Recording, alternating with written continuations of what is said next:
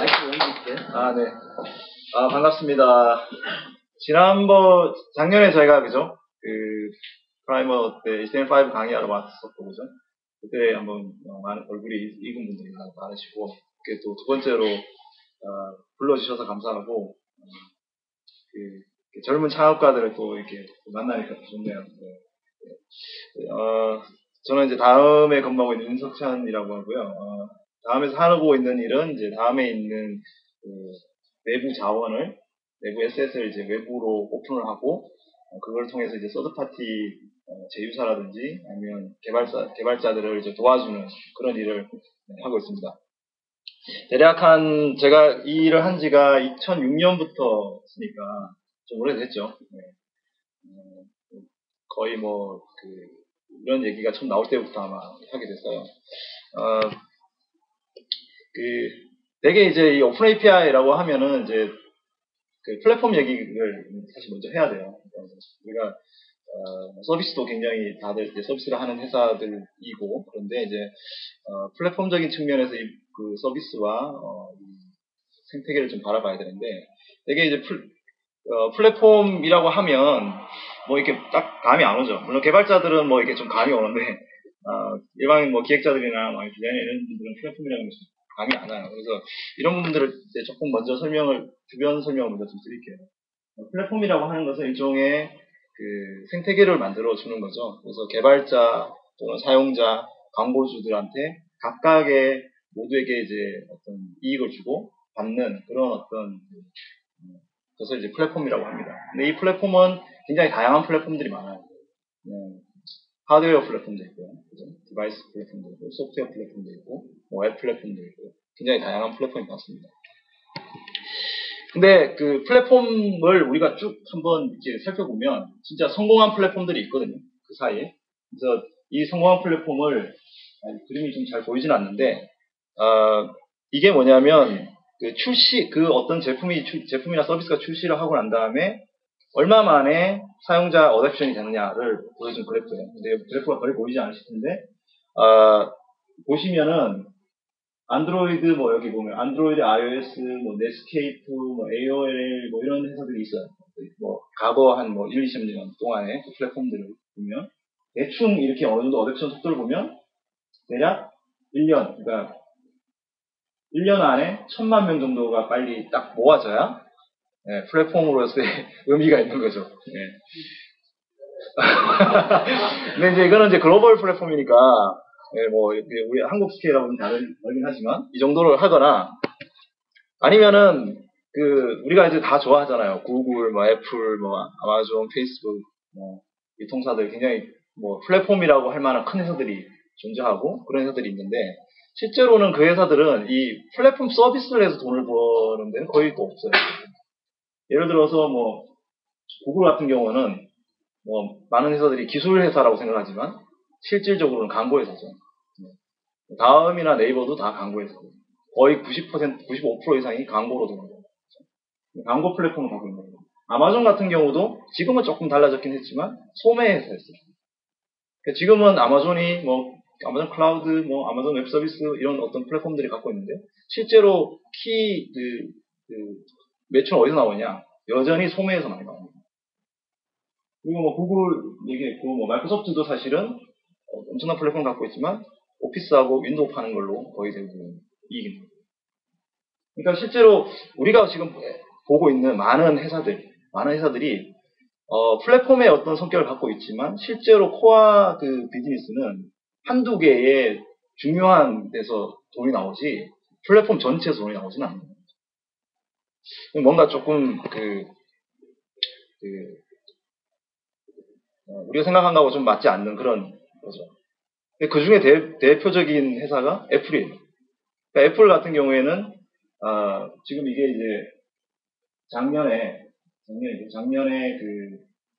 WWDC에서 앱을 이제 앱스토어에서 오픈을 해가지고 개발을 하면 이제 수익을 나누는데 7대3으로 나누잖아요. 근데 그 7대3을 나눴을 때 개발자한테 얼마 주냐를 이제 얘기를 하는 건데 2010년도에 대략 제가 처음 이제 아마 그 수치를 스티브 잡스가 이제 발표했는데 그때 이제 10억 달러, 그러니까 $1 빌리언가 됐고 이제 2011년도에 그게 한 2억 달러. 지금 올해쯤 해서 이제 한 3빌리언, 그러니까 30억 달러가 되는 거예요. 근데 실제로 이게 굉장히 많은 돈이라고 생각이 들잖아요. 근데 실제 그 애플의 전체 수익을 보면 보시면 딱 이게 이제 한 분기에 수익 변화, 이 매출 변화를 나타낼 것 같은데, 그 개발자들이 앱스토어에다가 뭐 앱스토어 구매하고 사람들이 앱스토어 구매하고 그걸 70대 나눠주는 그 수치는 저기 보라색의 그 수치거든요. 다시 말해서 애플은 아이폰, 아이패드, 맥, 아이팟을 파는 회사지, 우리가 앱스토어에 올리는 앱을 가지고 돈 버는 회사가 아니라는 거죠. 그 퍼센테이지는 전체 매출의 1%밖에 안 돼요. 그러니까 우리가 알고 있는 플랫폼의 회사들은 대개 보면 다른 데서 이제 매출을 내는 그런 회사죠. 아니면 뭐 이런 그런 거죠. 근데 과거에는 이제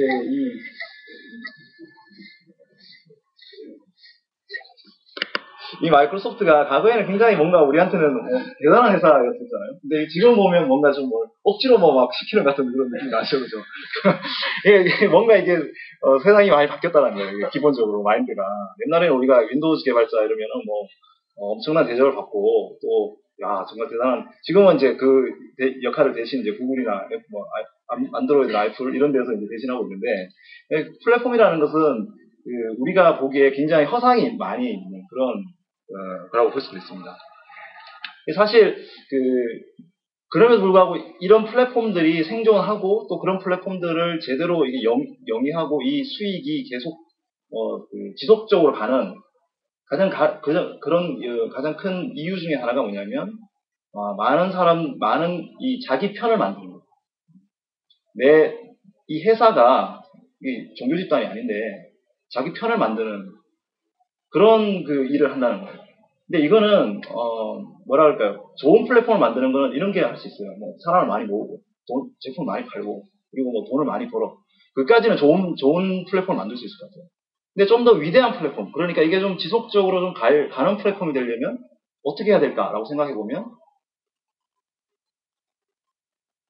이 회사들이 회사들한테 좀 필요한 뭔가 좀 1% 부족한 그게 더 필요하다는 거죠. 이제 그런 것들을 이제 오늘 조금 이제 더 제가 설명을 드리고 싶은데, 이런 플랫폼들은 아주 옛날부터도 우리가 진화가 계속됐었어요. 선생님도 굉장히 나이가 많으시지만 옛날에 1960년대부터 미니 컴퓨터, 메인프레임, 그다음에 유닉스, 리눅스, PC, 그다음에 소프트웨어 굉장히 많은 변화가 있었거든요. 인터넷 플랫폼까지 해서 굉장히 많은 플랫폼 변화가 있었는데 거기에도 다 메인 회사들이 있어요. 여러분들 구글이나 지금 페이스북 같은 데 가보시면 오피스에 가면 지금 현재 구글 오피스가 메인 헤드쿼터를 갖고 있는 회사가 옛날에 실리콘 그래픽스라는 회사가 실리콘밸리에서 엄청나게 많은 돈으로 자기네들이 지은 건물 있죠. 그 건물이 그대로 구글 건물이에요. 지금 페이스북이 새로 옮긴 건물도 선 마이크로 시스템즈가 지어놓은 건물이에요. 지금 선은 이제 오라클 인수돼가지고 이런 거 없어졌지만, 근데 페이스북이 그 건물을 사서 건물은 오래 가네요. 어쨌든 근데 부동산이 최고인가 보네. 그래서 이런 어떤 플랫폼이 계속 진화를 하는데, 최근에 이런 플랫폼에서 진화의 어떤 좀 다른 방향들, 그런 방향들에 대해서 조금 더 한번 살펴보면, 이 회사들이 과거에 1990년대에 웹이 처음 이렇게 오픈을 하고 이제 사람들이 많이 쓰기 시작했을 때 상위 1등에서 10등 안에 들어갔던 회사들이에요. 많은 사람들이 저기에 사이트 방문했던 사람.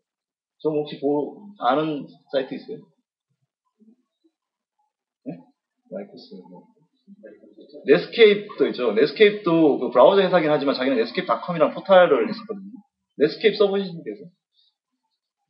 넷스케이프를 모른다.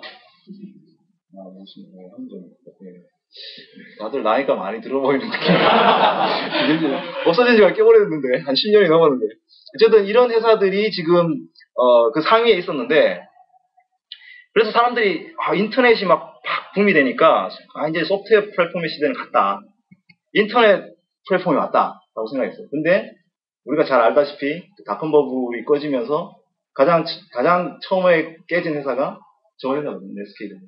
넷스케이프라는 회사가 물론 뭐 여러 가지 요인이 있습니다만은 어쨌든 간에 브라우저와 서버 시장을 다 잡고 있었어요. 웹서버까지 해서.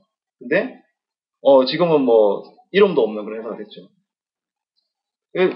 닷컴 버블이 끝나고 난 다음에 사람들이 발견한 게 뭐냐면 이제 더 이상 인터넷으로는 뭐가 안 되나 보다. 웹이라는 거는 그냥 잡지 어떤 컨텐츠를 그냥 제공하는 정도의 수단인가 보다 이렇게 하고 말았는데 그 다음에 닷컴 버블이 나고 난 다음에도 돈을 많이 버는 회사가 생겼다 이거예요. 그죠? 여러분도 잘 아시죠? 돈 다 열심히 벌고 잘 벌고 지금도 그 상위에 올라 있는 회사들이죠. 아까 그 10위권에는 전혀 들어있지 않았던 회사들. 근데 이 회사들이 사실은 뭘 하는 회사냐면 구글은 처음에 야후에다가 검색 엔진을 제공해주죠. 검색 엔진을 만들어가지고. 그래서 이제 검색 서비스를 제공해줬죠. 근데 구글이 처음에 돈을 벌었던 가장 대표적인 게 뭐냐면 이렇게 자기네 검색 서비스를 딴 데다가 제공을 해줘가지고 그 피를 받아가지고 먹고 사는 일을 했었거든요. 근데 우리나라랑은 좀 다르게 얘네들은 굉장히 많은 어떤 서비스 프로바이더들한테 제공을 해주죠. 미국이라는 나라가 워낙 굉장히 큰 50개 정도 의 나라가 모여있는 그런 거대한 데니까요. 아마존 같은 데도 보면은 원래는 소매, 그러니까 책 팔고, 그 다음에 CD 팔고 이러던 데였죠. 그리고 이베이도 여러분 잘 아시겠지만 중고 상품 올려가지고 사람들 팔아주는 그런, 그리고 수수료 먹는 그런 회사였단 말이에요. 근데 이 회사들이 어떻게 돈을 그렇게 많이 벌었을까요? 사람들이 가만히 생각해보면 예를 들어서 아마존을 생각해봅시다. 책방이라고 생각해요. 우리나라도 교보문고니 알라딘이 이런 사이트가 많은데 이 회사들이 자기네 웹사이트에만 책을 팔아갖고는 돈이 안 돼요. 그래서 어떻게 하냐면 과거에 이제 포털이라고 하는 회사들, 그러니까 야후든 AOL이든 SK든 이런 회사들한테 책방을 열어주는 거예요. 아마존이라는 책방. 그래서 그걸 이제 제휴 모델을 만들어서 거기에서 이제 구매가 들어오면 커미션을 먹는 그런 어떤 비즈니스를 해서 규모의 문제를 키우는데 문제는 뭐냐면 책방을 열어줘야 되잖아요. 그 사이트에다가. 어떻게 책방을 열어주냐. 근데 이제 과거에 우리나라에서는 저도 이제 한때 음악 서비스를 했었거든요. 그래서 뮤직 서비스를 했는데 저희가 이제 네이버나 그때 야후나 MSN 이런 회사를 찾아가면 걔네들을 만들어 달라고. 그러면 이제 우리가 열심히 밥이시니까 만들어 드려야죠. 저도 이제 열심히 이제 야후 거 만들어 드리고 뮤직점 야후가 지옥해. 그다음에 MSN 만들어 드리고 SK 네이트 만들어 드리고 이런 걸 많이 했었다는 거죠. 근데 얘네들은 그렇게 해갖고는 이게 효율성이 안 떨어지잖아요. 그럼 어떻게 하느냐? 자기네들이 갖고 있는 데이터베이스를 XML로 제공을 해가지고 이 XML로 인터페이스를 제공해 줄 테니까 야후 네가 만들어. 그 다음에 AOL 네가 만들어. 이렇게 하는 거죠. 대신 커미션 들어오면 커미션만 나누고. 그러면은 자기네들은 데이터 웹 서비스만 제공을 해주고 사실 실제로는 다른 회사에 이렇게 노동을 해야 되는, 그러니까 SI적인 노동을 해야 되는 일을 안 하는 거죠. 한국은 다 해줘드렸죠. 답이니까요. 네, 다 해드렸는데, 구글도 마찬가지예요. 구글도 야후에 제공할 때 그렇게, 야후 사이트 따로 만들어준 게 아니에요. API를 제공했습니다. 다음이 이제, 지금은 벌써 한 6년 전 얘기니까, 얘기를 해드리면, 그때 저희도 다음에 검색 서비스가 있는데, 거기에 웹 검색 같은 경우에 구글에 서비스를 받았어요. 근데 그때 받을 때도 어떻게 했냐면, 똑같이, 야후에 주는 똑같은 API 인터페이스를 저희가 받아가지고, 그 서비스를 만들었어요. 그때 돈으로 저희가 한 1년 연간 10억 가까이 로열티를 지급했거든요. 웹 검색 서비스를 하기 위해서. 걔네들은 그런 종류의 서비스가 지금도 구글에 엄청나게 많은 서드파티가 있어요. 예를 들어 라이코스도 구글 거 쓰고, 그 다음에 에스크닷컴도 지금은 검색 엔진 서비스 안 하고 구글 거 쓰고. 미국에서는 한 1%, 자기 시장 점유율 1% 정도만 되면 자기가 돈이 비즈니스가 들어가잖아요. 다 검색 서비스는 구글 거 써요. 그 정도로 비즈니스가 엄청난 비즈니스, 스타트하는 비즈니스에서 이제 도움이 됐다는 거죠. 이베이도 마찬가지예요. 이베이도 사람들이 상품을 올리잖아요. 근데 내가 그냥 내 집에 있는 중고 상품을 올리는 거는 언제든지 할 수 있는데, 예를 들어서 여러분들이 지역에서 이렇게 중고 상품들을 한 100개 모아가지고 올린다고 생각해보세요. 밤새 이제 앉아가지고 사진 올리고 쓰고 해가지고 하나 올리고 두 개 올리고 이렇게 될 거거든요. 굉장히 많은 시간이 필요하죠. 그런 것들을 API를 제공해가지고 리스팅을 해주는 그런 API들을 제공해줬다는 거죠. 그러니까 이런 서비스가 일종의 자기네들의 자기네 적은 리소스를 가지고 많은 그 비즈니스를 만드는데 굉장히 큰 도움을 줬다라는 게 바로 이제 웹 2.0이라고 하는 그 얘기가 나온 거의 시작입니다. 왜냐하면 사람들이 웹 2.0 그러면 되게 뭐 참여, 개방, 공유 뭐 이런 거 생각을 합니다. 근데 웹 2.0의 가장 기본 대표적인 컨셉은 뭐냐면 플랫폼으로서의 웹이에요. 그러니까 단지 우리가 웹페이지를 만들어가지고 정보를 제공해주는 그런 웹이 아니고 어떤 플랫폼을 제공해주는 웹이라는 거죠.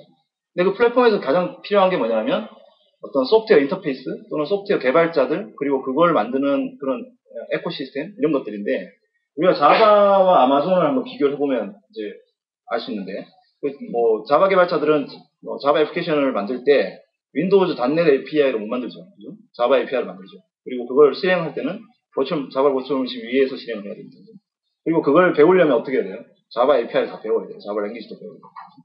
근데 아마존닷컴 같은 경우에는 그거를 어떻게 하냐면 자기네들의 그 웹사이트에 있는 데이터를 오픈 API 인터페이스, 이제 지금부터 앞으로 제가 오픈 API를 많이 쓸 건데 오픈 API 인터페이스를 줘서 XML 같은 데이터를 줘가지고 서드 파티 비즈니스 업체들이나 거기에 있는 웹 개발자들이 그 데이터를 파싱을 해가지고 어떤 서비스를 하는 거죠. 그래서 소프트웨어 플랫폼 같은 경우에는 그 소프트웨어가 갖고 있는 클로즈된 API, 그러니까 뭐 .NET하고 자바는 호환이 안 되잖아요, 그죠? 그러니까 그거는 클로즈돼 있다고 밖에 볼 수 없죠. 그런 클로즈드 API하고 비교했을 때 데이터라는 걸 제공해가지고 데이터를 락인 시키는 거죠. 예를 들어 아마존에 있는 건 아마존에서만 있는 거지 이베이에 없는 거죠. 그러니까 그런 데이터 락인을 통해서 오픈된 인터페이스를 제공해주는 플랫폼이 생기기 시작한 거죠. 그래서 이런 것들이 우리가 2006년도부터 웹 2.0이라고 하는 그리고 그때 많은 스타트업들이 나오게 된 원동력이 됩니다. 많은 회사들이 실제로 이런 이런 아마존의 이베이나 이런 구글이나 이런 회사들이 갖고 있는 어떤 인터페이스를 갖고 비즈니스를 해가지고 이런 생태계와 서드 파티가 많이 생겼고요. 그런 것들이 실제로는 그냥 단순히 그걸 성장하는 데 있어가지고 이 네트워크 이펙트를 영향을 많이 받는 거죠. 예를 들어서 클로즈된 API들 같은 경우, 예를 들어 소프트웨어 플랫폼 같은 경우에는 이 네트워크 이펙트를 못 받아요. 왜 그러냐면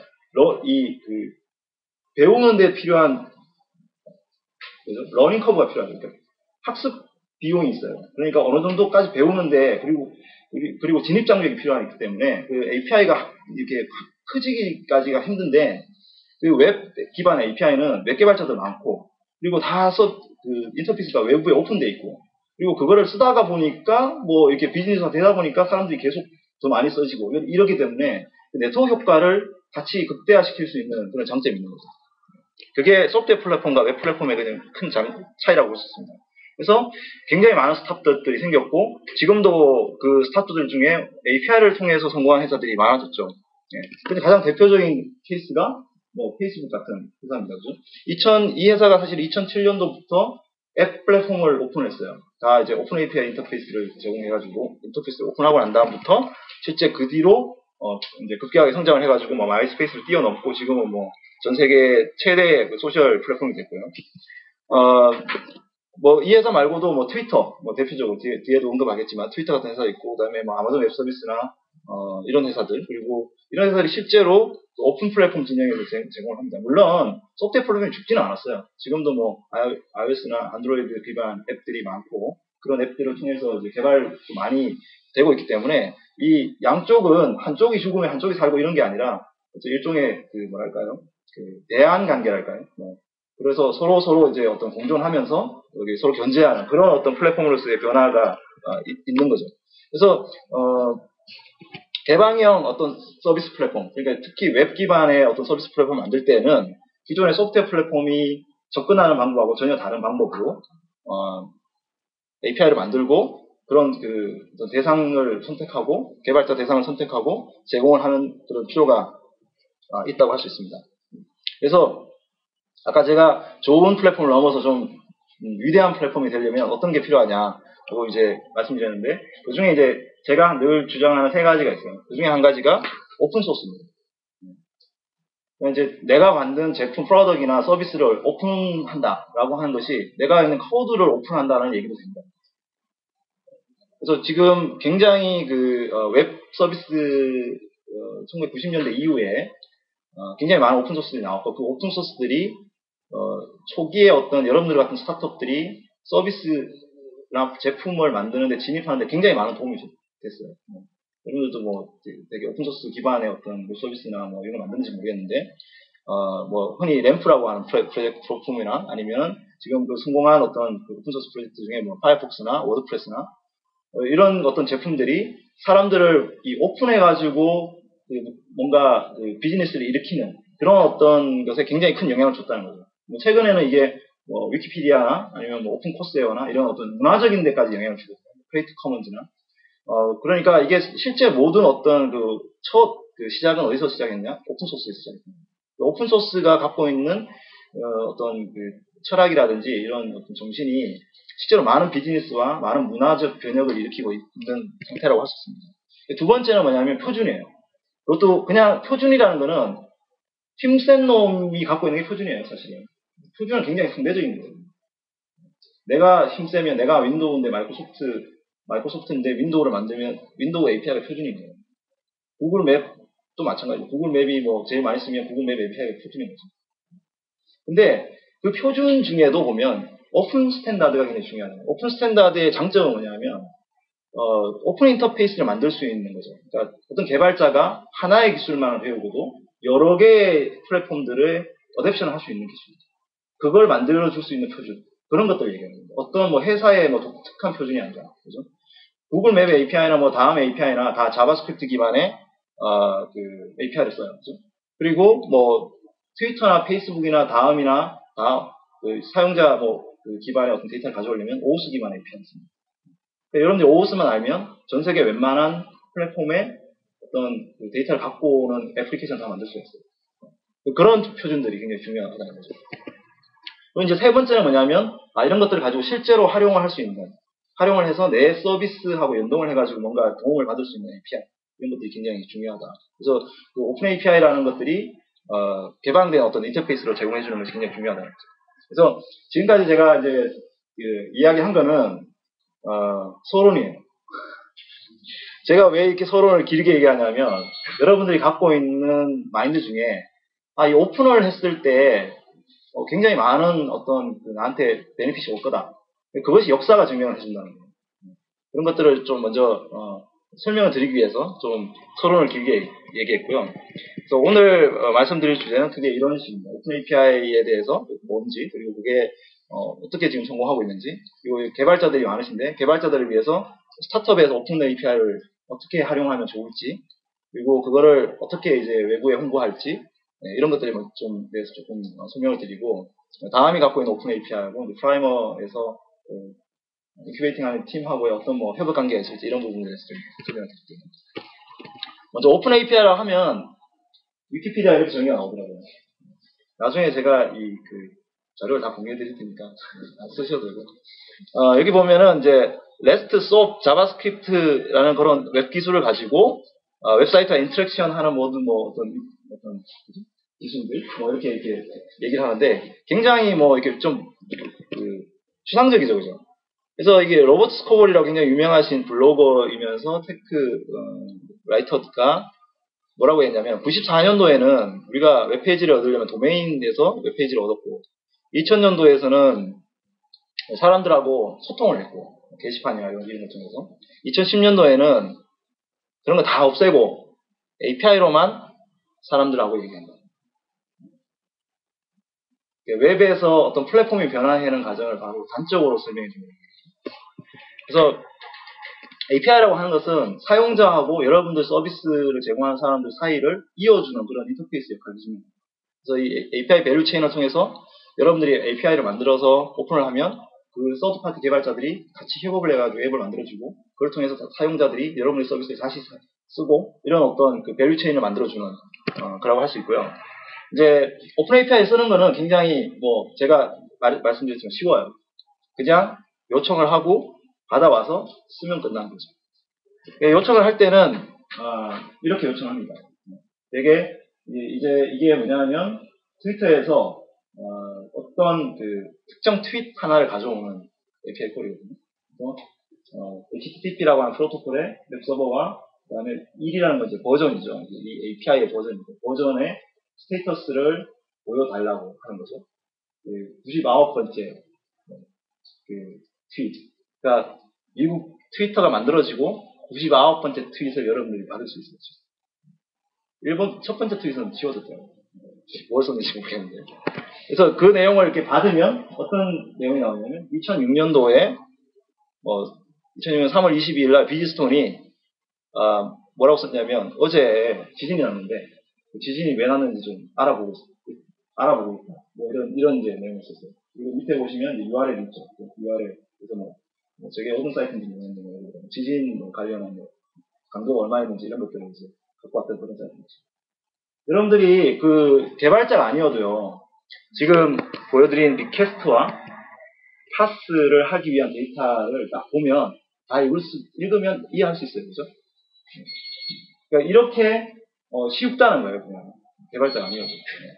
그래서 이게 이제 99번째 트윗입니다. 그래서 이걸 갖고 굉장히 많은 트위터의 서드파티 앱들, 트윗앱, 에코폰, 굉장히 많은 앱들이 여러분들의 그 트위터를 쓰는 게 되죠.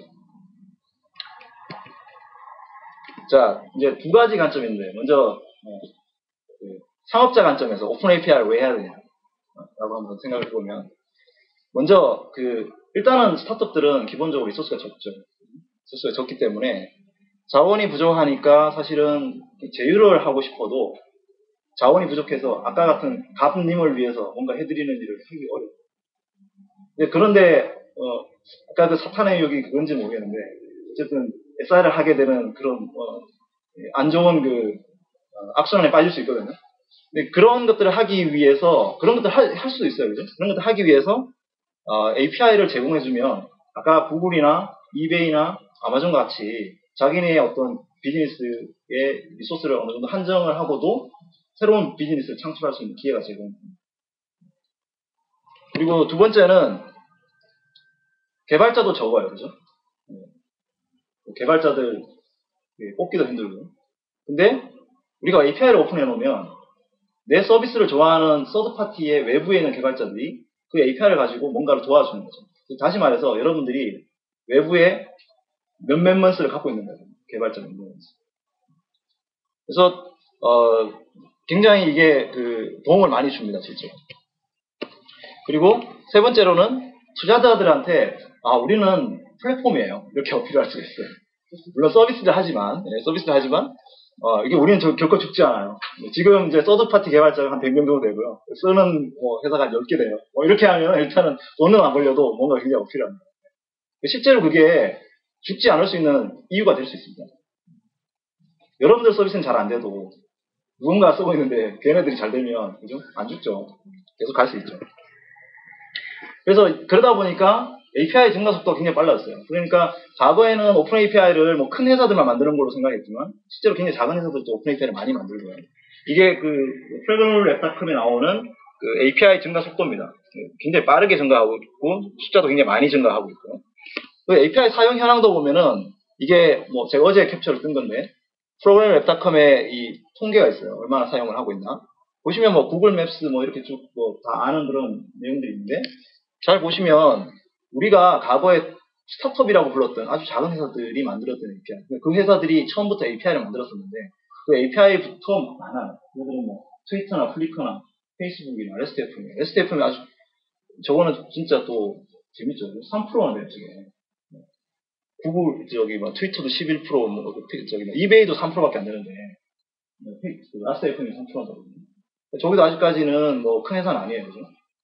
저렇게 스타트업들이 갖고 있는 API도 많은 사람들이 필요하면 쓴다는 거예요.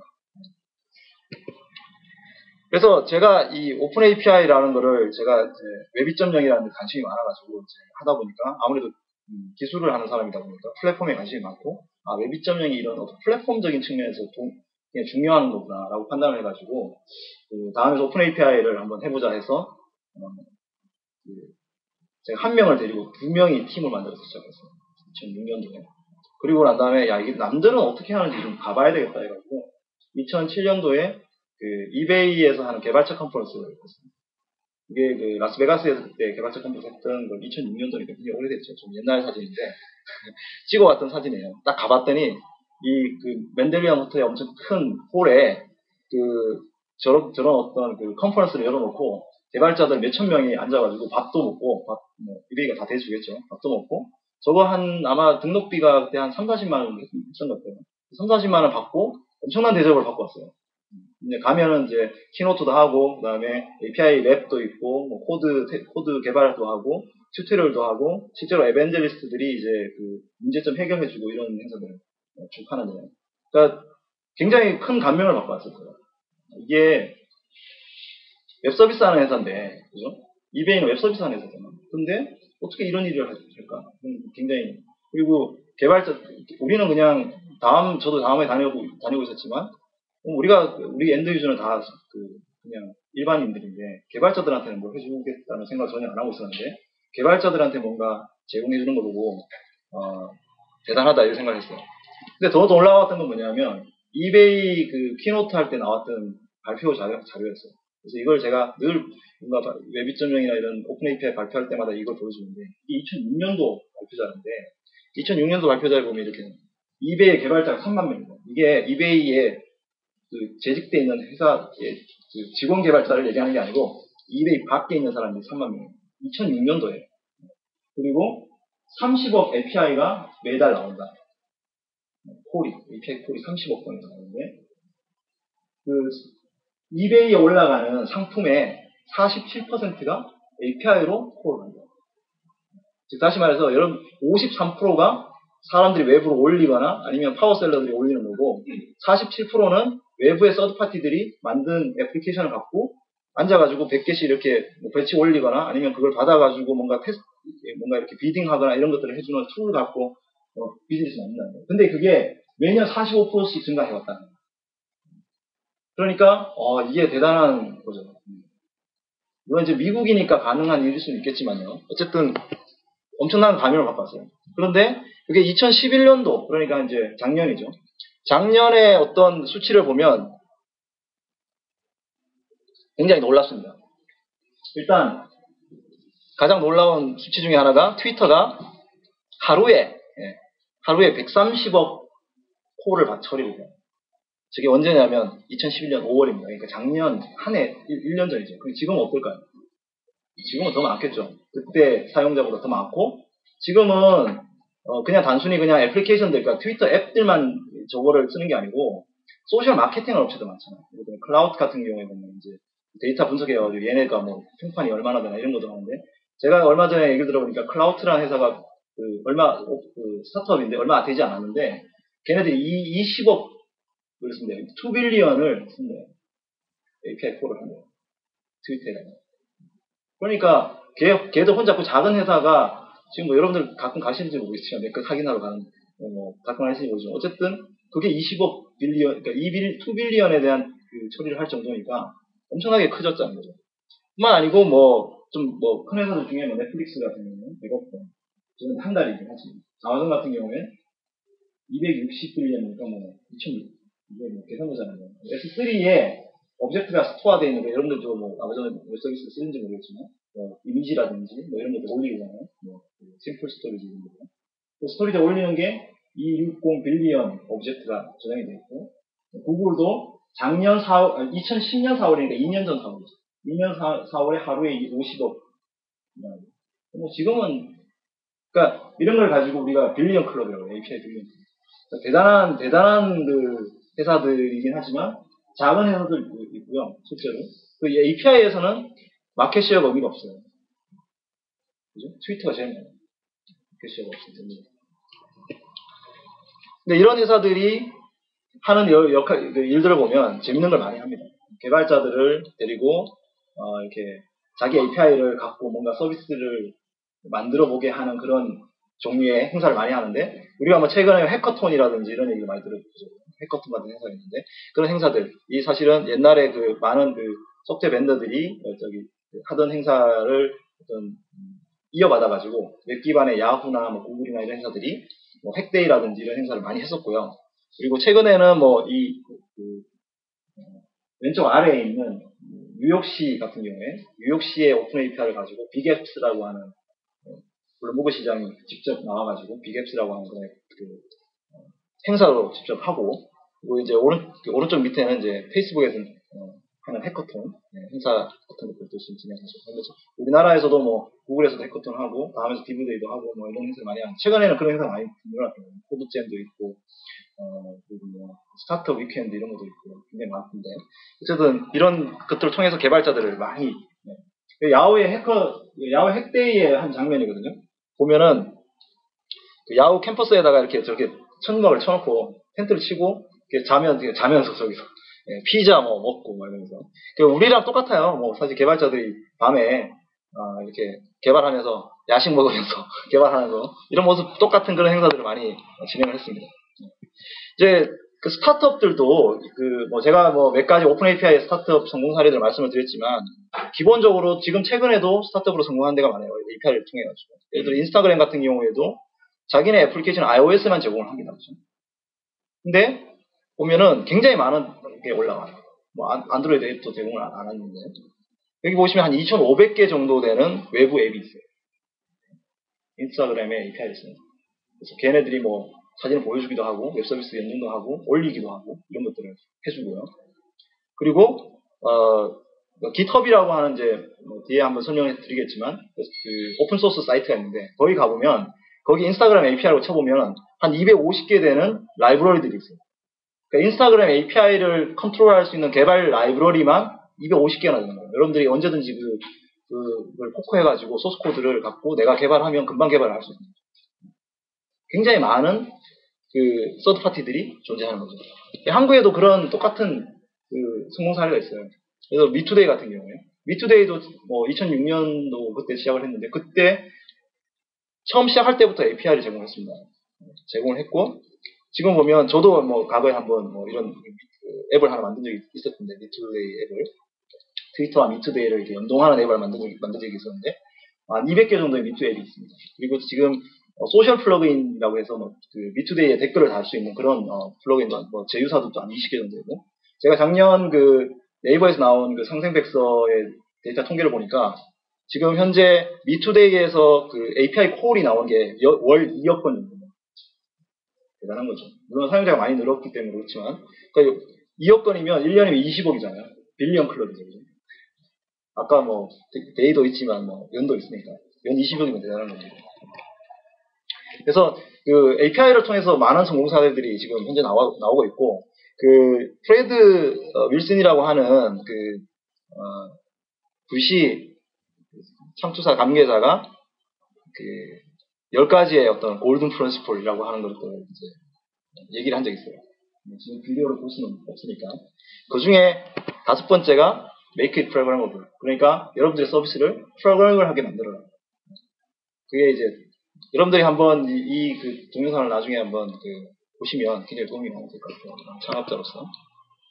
자, 이제 창업자 관점에서 말씀을 드렸으니까 개발자 관점에서 좀 말씀을 드려볼게요. 자, 왜 개발자는 API를 해야 되냐? 왜냐하면 여러분들이 프로그래밍을 한다는 것은 결국은 API를 디자인하는 것 같은 거예요. 왜냐하면 프로그래밍을 하는 것은 좋은 코드를 짠다고 하는 것은 모듈을 잘 만드는 거예요. 모듈화를 잘 시키는 거예요. 모듈화를 잘 시키고 각 모듈은 다 API로 다 구성이 되어 있습니다. 그렇기 때문에 여러분들이 프로그래밍을 좋은 코드를 만든다는 것은 API 디자인을 잘 하는 거랑 똑같은 얘기입니다. 여러분들 코드가 안 좋으면 API가 나올 수도 없어요. 진짜. 그렇기 때문에 실제로 중요하다. 그리고 좋은 API가 나오면 그게 항상 재사용성이 높은 수밖에 없다는 거죠. 제3의 개발자들이 여러분들이 아닌 제3의 개발자들이 여러분들의 그 API를 봤을 때 다시 쓸 수 있는 확률이 높다. 그러다 보면 아예 처음부터 좋은 코드를 짜게 됩니다. 좋은 코드를 짜기 위해서 노력을 합니다. API를 제공을 하게 되니까. 한번 API를 만들고 나면 변경하기 어려워요. 그렇기 때문에 더 머리를 잘 써가지고 API를 만들게 되죠.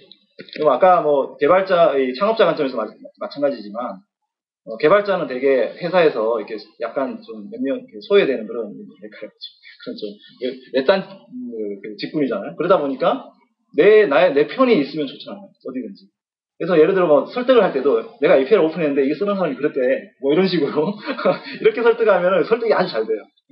그래서 외부에다가 내 편을 많이 만들 수 있다.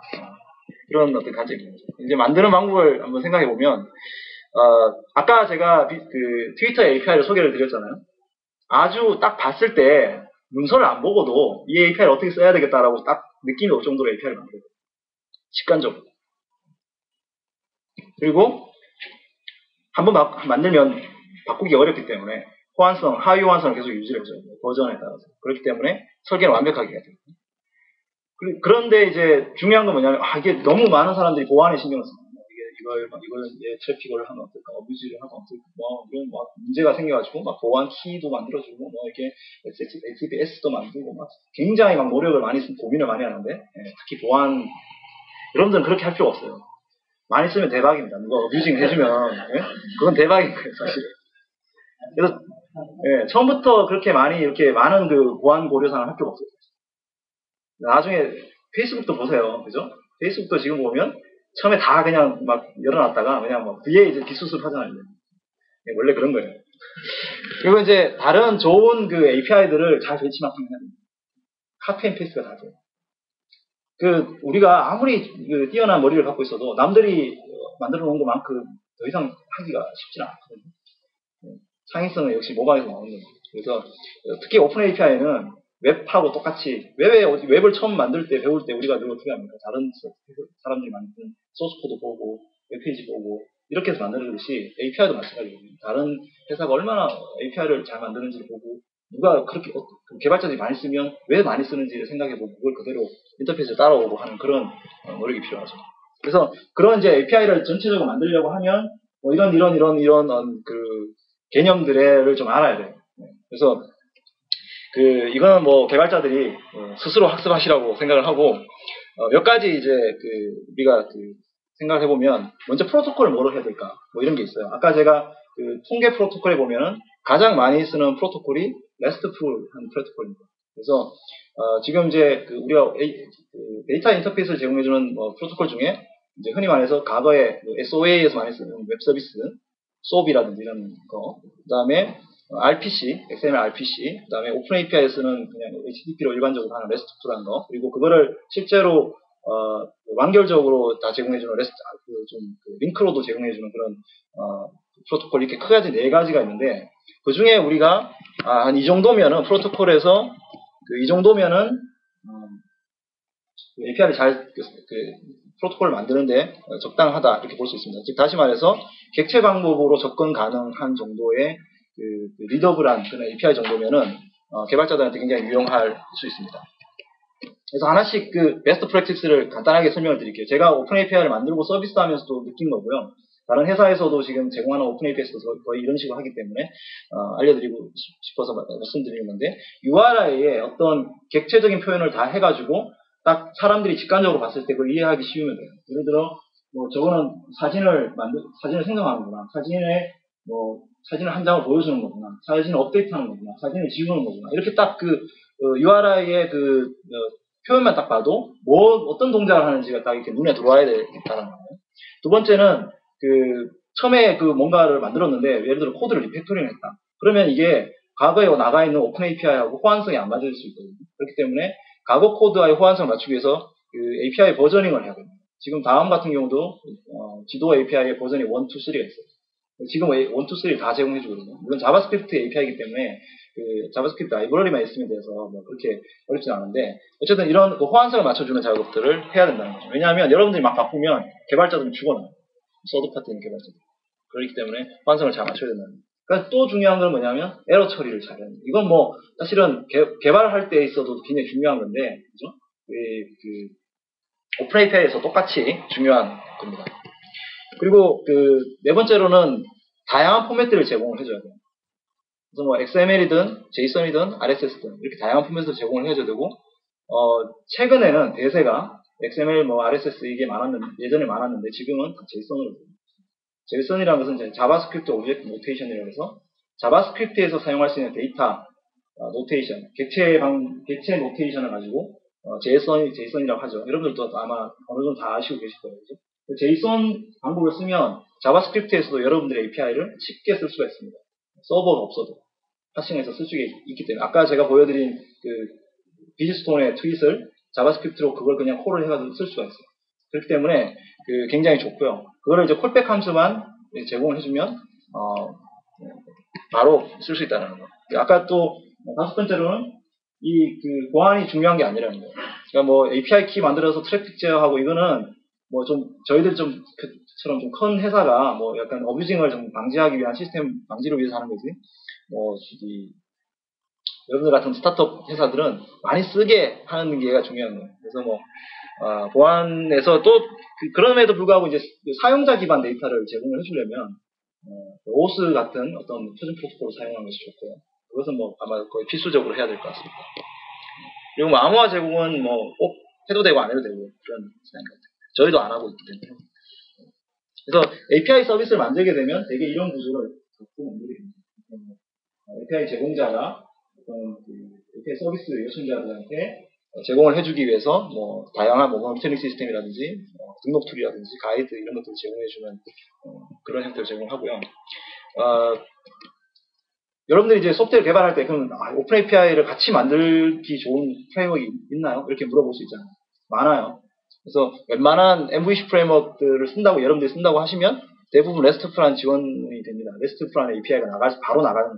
그러니까 여러분들이 설계를 해가지고 그 어떤 그 프로덕트를 만들면 그 서비스에서 바로 API가 나갈 수 있도록 제공을 해주고 JSON을 바로 베타해주는 그런 API들이 나옵니다. 그래서 뭐 RESTful 지원 API 그 위키피디아에 보면은 리스트가 있고요. 그리고 뭐 파이썬 같은 거 요즘 많이 쓰니까 파이썬에서 뭐 피스톤 같은 걸 쓰면 또 도움이 되고요. 뭐 루비 온 레일즈나 뭐 이런 것도 써도 도움이 되고요.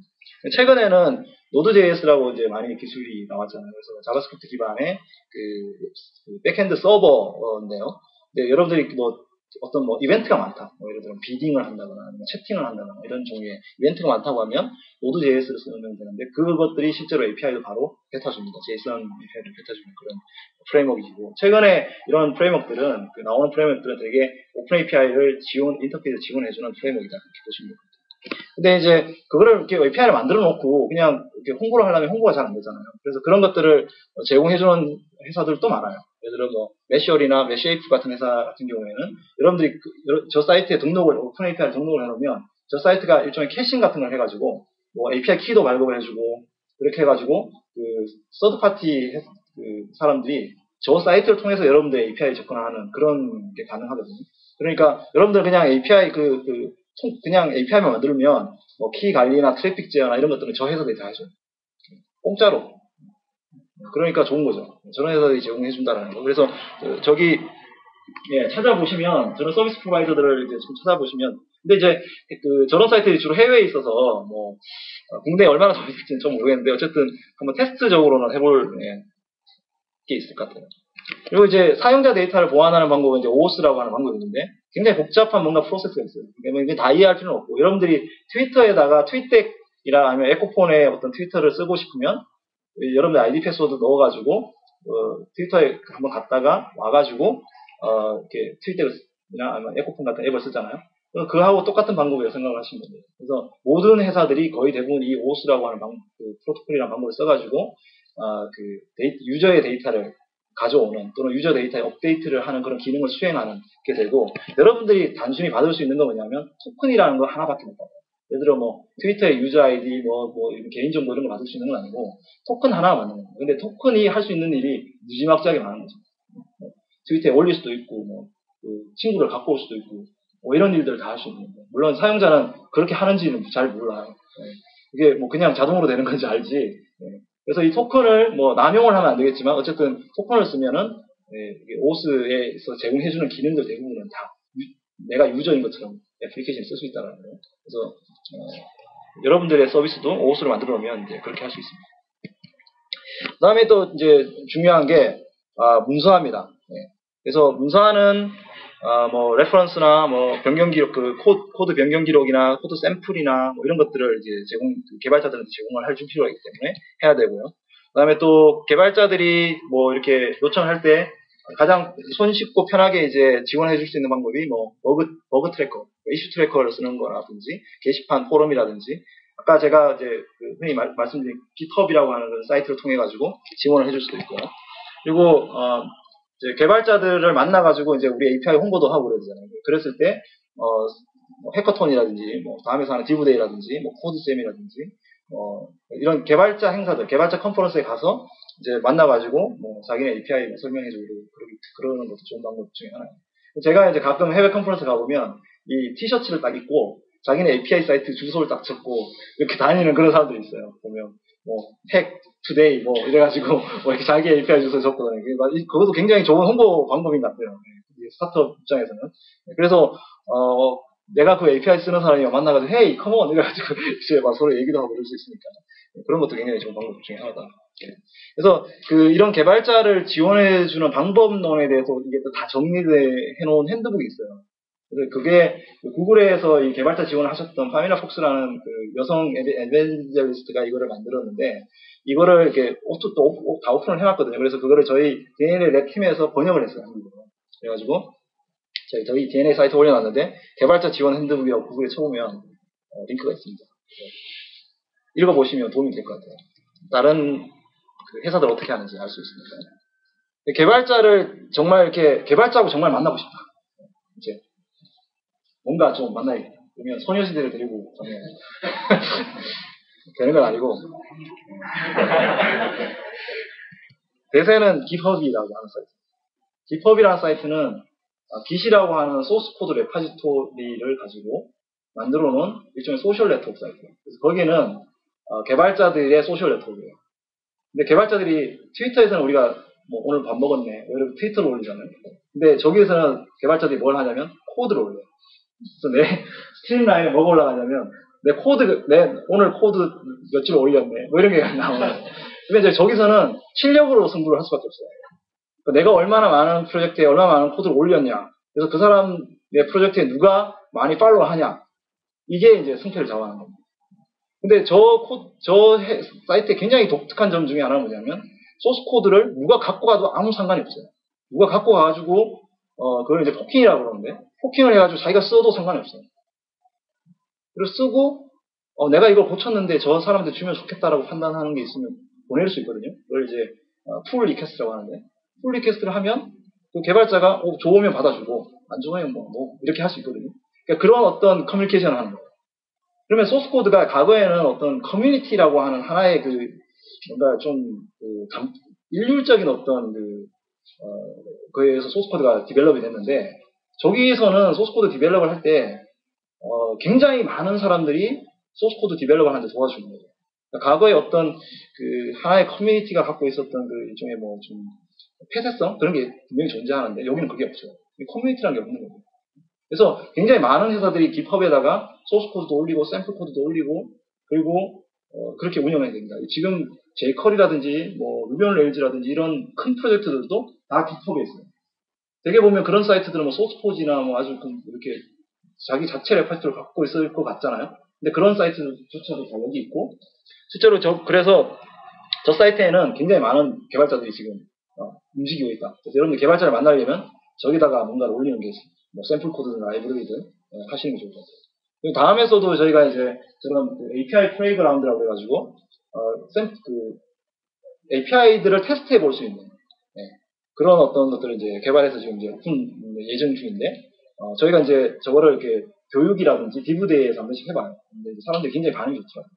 왜냐하면 바로 API 콜을 던져가지고 뭐 바로 처리가 되는 거에 바로 눈에 보이니까요.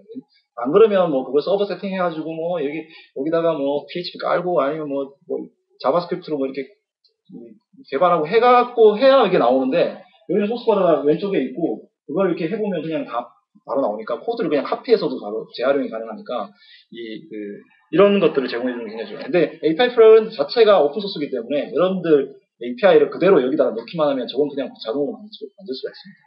이런 장점이 있고요. 이제 그 다음 하는 것이 이제 에반젤리즘인데요. 뭐 물론 이거는 개발자들이 직접 하면 돼요. 스타트업에서는. 저희 같이 좀 큰 회사는 팀을 가지고 있는데 이 에반젤리즘이라는 것이 굉장히 종교적인 단어거든요. 생각해 보시면 뭐 기독교에서 이렇게 복음을 전하는 것이 에반젤리즘이라고 하는데 그렇기 때문에 중동에서는 이 에반젤리즘이라는 말을 굉장히 싫어합니다.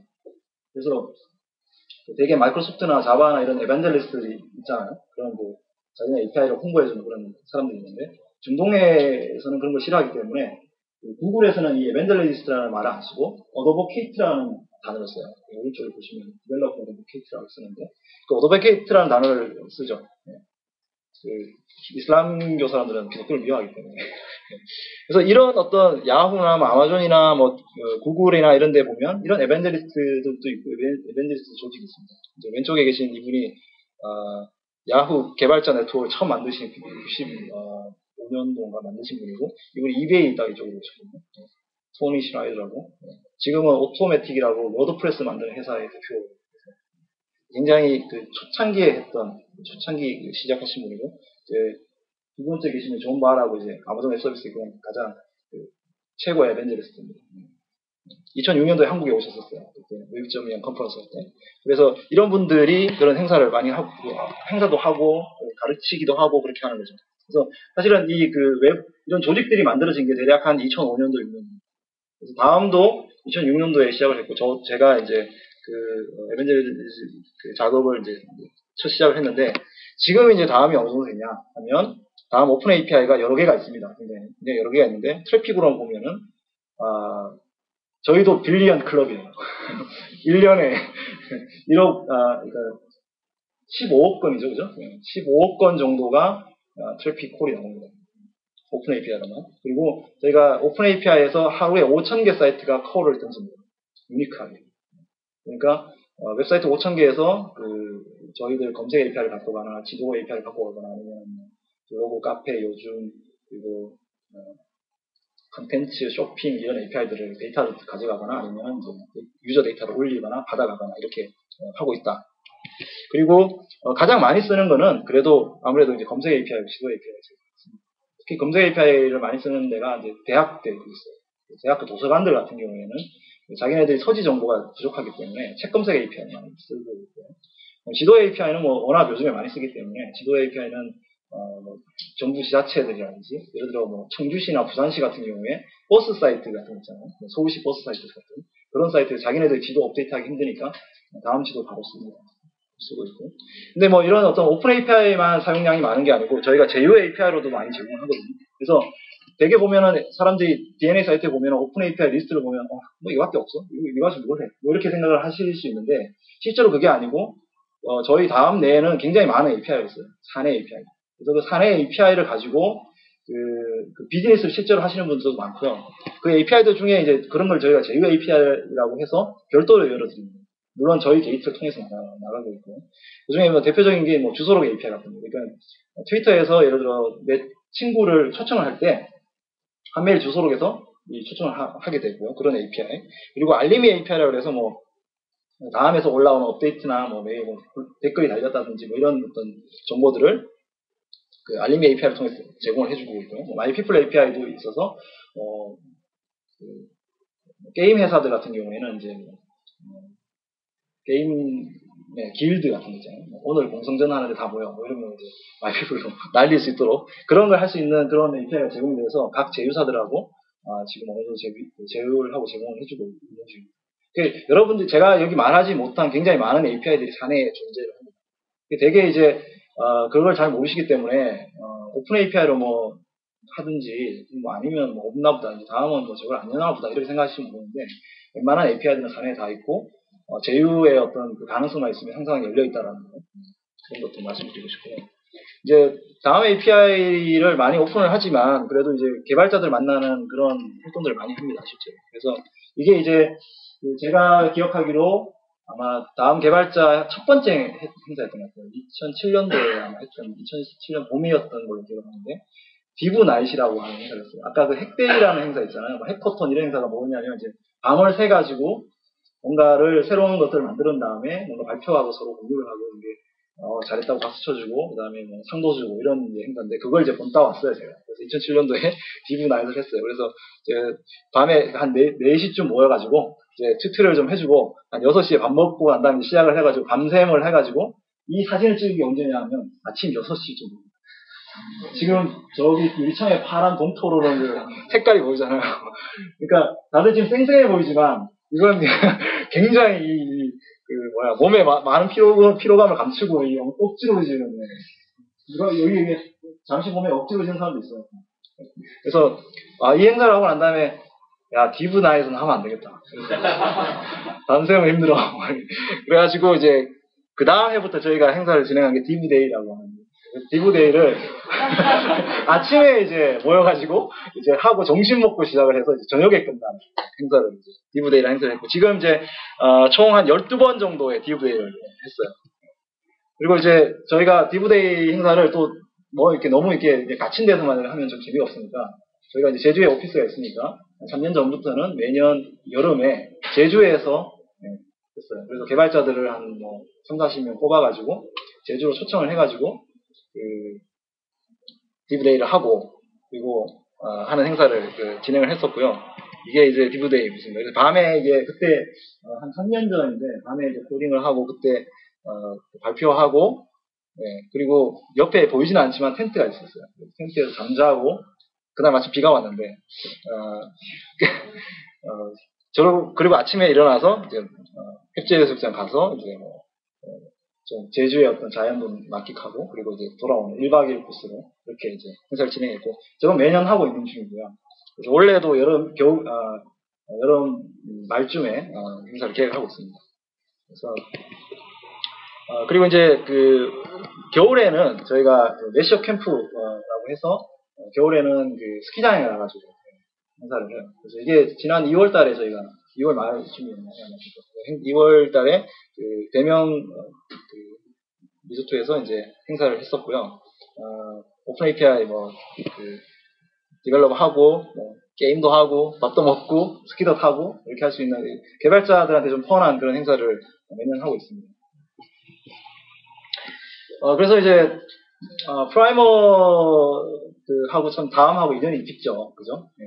제가 이제 건사장님하고 뵌 지가 벌써 95년도에 뵀거든요. 제가 대학교 3학년 때인가.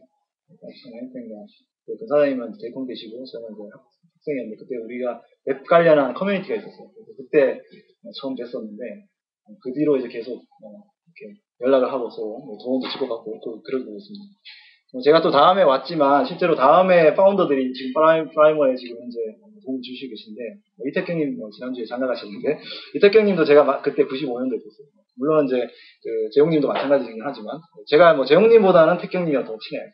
그래가지고 네, 그래서 두 분 다 제 인생의 멘토시기도 하고요. 그래서 굉장히 많은 도움을 받고 제가 다음에 다시 조인하게 된 것도 이택경님 소개로 조인했어요. 그래서 프라이머에 갖는 뭐랄까요, 저 이제 좀 남다르거든요, 제가 갖는 자세가. 그래서 많은 도움을 좀 줘야 되겠다라고 생각하고 있었는데 제가 이제 프라이머 하시기 시작할 때가 제가 마침 이제 휴직을 하고 학교에 갔기 때문에 좀 많은 도움을 못 드렸는데 이제 제가 작년에 복직을 하고 이제 작년에 좀 바빴고 원래부터는 좀 도움을 드려야 되겠다 이렇게 생각을 하고 있습니다. 그래서 도움을 드릴 수 있는 게 뭐가 있을까 이렇게 생각해 보니까 먼저 이제 얘기하시는 게 아주 프랙티컬한 것부터 얘기를 하시더라고요. 그래서 먼저 개발자 좀 찾아줬으면 좋겠다 그러셔가지고 저희가 저희 디브데이 왔던 개발자들이라든지 이런 데가 좀 홍보를 해가지고 엔턴십이라든지 아니면 여러분들 창업팀에 좀 이렇게 소개해주는 그런 어떤 것도 좀 도움을 좀 드렸으면 좋겠다 이런 생각도 했고 또 하나는 아까 이제 말씀드렸다시피 다음에 굉장히 많은 오픈 API가 있고 또 제휴 API가 있고 상해 API가 있습니다. 그래서 여러분들이 갖고 있는 어떤 그 아이디어와 그것들을 저희 API가 도움이 될 수 있으면 여러분들 비즈니스를 만드는 데 도움이 될 수 있으면 좋겠다 이렇게 생각을 하고 있거든요. 그래서 그렇게 하려면 가장 중요한 것이 뭐냐면 서로를 알아야 돼요. 서로를 알기가 쉽지는 않거든요. 왜냐하면 오픈 API 정도는 다 보니까 알 수 있는데 인터넷 API 이런 것들은 쉽지 않거든요. 물론 여기 팀 몇 개 팀은 저희랑 협의도 한번 그런 진행도 했었는데 그게 그냥 그렇게 협의만 해갖고는 진행이 잘 안 되더라고요. 그래서 제 생각에는 아예 다음에 와가지고 한 달이든 이렇게 같이 있으면서 같이 일을 하는 거죠. 저희 API를 운영하는 팀 같은 경우에 인터넷 API도 지원을 하고 있기 때문에 인터넷 API 지원하는 것들을 저희 같이 지원하면서 뭐가 있는지 보고 여러분들 비즈니스에 어떤 도움이 될 건지도 확인해보고 그런 것들을 같이 이렇게 매일 만나면서 얘기를 하면 크게 도움이 되지 않을까 이런 생각이 듭니다. 그래서 올해 정도에 한번 창업팀이든 엔턴십팀 좀 제주도 서울이든 제주면 더 좋을 것 같아요. 그래서 와서 이렇게 할 수 있도록 제가 좀 지원을 할 수 있을까 지금 이제 고민을 해보고 있습니다. 여러분들도 한번 그럴 만한 우리가 다음이랑 뭔가 하면은 그 다음에 무슨 서비스에 무슨 기능 그게 API고 나와 있지는 않지만 이거랑 뭔가 연결하면 정말 좋겠다라고 생각되는 게 있으시면 저희하고 같이 그렇게 아예 제휴로 이렇게 처음부터 제휴로 진행을 하면 많은 도움을 주고받지 않을까 그런 생각을 듭니다. 그래서 저희 사이트는 다음 DNA라고 하는 사이트예요. 그래서 DNA라고 그러니까 사람들이 무슨 생명공학에 투자를 하셨습니까? 이렇게 물어보시는데 저 약자가 이제 다음 Developers Network Affiliate 개발자와 제휴사를 같이 지원해주는 사이트다. 그래가지고 이제 다음 DNA입니다. 그래서 오픈 API가 많이 오픈을 했으니까요. 여러분들이 좀 보셔서 사용도 해주시고 그렇게 해주시면 감사하겠습니다. 그레이트한 어떤 서비스를 만들고 플랫폼을 만든다는 거 굉장히 중요한 일인데 그거의 1%를 채워주는 것이 바로 내 편을 많이 만드는 겁니다. 내 주변에 편을 많이 만드는 거고요. 그 중에 가장 대표적인 편 유저들도 있지만 나를 도와줄 수 있는 가장 대표적인 편이 개발자들이거든요. 근데 그 사람들한테 제대로 어떤 내 편을 만들려면 그 사람들의 마음을 사야 돼요. 그 사람들이 나를 기꺼이 도와줄 수 있고 자기의 시간을 들이고 비용을 들여서 할 수 있는 마음을 사는 겁니다. 그래서 구글에다가 개발자의 마음을 사는 법이라고 검색을 해보시면 제 글이 제일 앞에 나오는데 제가 이게 2005년도에 쓴 글이거든요. 근데 제가 지금 봐도 명문이에요. 한번 읽어보세요. 제가 저걸 보고 제가 다시 저걸 한번 써봤는데 읽어보고 굉장히 감명을 받았어요. 근데 이제 아이러니하게도 이 밑에 두 번째 나온 검색 결과가 있는데 사람 잡는 약은 폐 잘라낸 SI 개발자. 한국의 IT 개발자가 사는 법은 폐를 잘라내고 야근을 해야 이게 이 두 개의 글이 같이 나오는데 정말 마음이 아프더라고요. 이게 한국의 참 실정이구나 이런 생각이 들었습니다. 그래서 이런 어려움이 있는 나라긴 하지만 개발자들은 그래도 다른 어떤 직군들과 달리 열정을 갖고 있고 그런 사람들이에요. 그래서 여러분들도 회사를 하시면서 그런 다른 회사에 있는 개발자가 우리 회사 스카우트 대상으로만 보지 마시고 여러분들의 플랫폼에 동지들이 될 수 있다라고 판단을 하시고 접근을 하시면은 여러분들 플랫폼과 서비스가 잘 될 수 있지 않을까 그런 생각입니다. 네, 여기까지 하고 마치겠습니다. 감사합니다.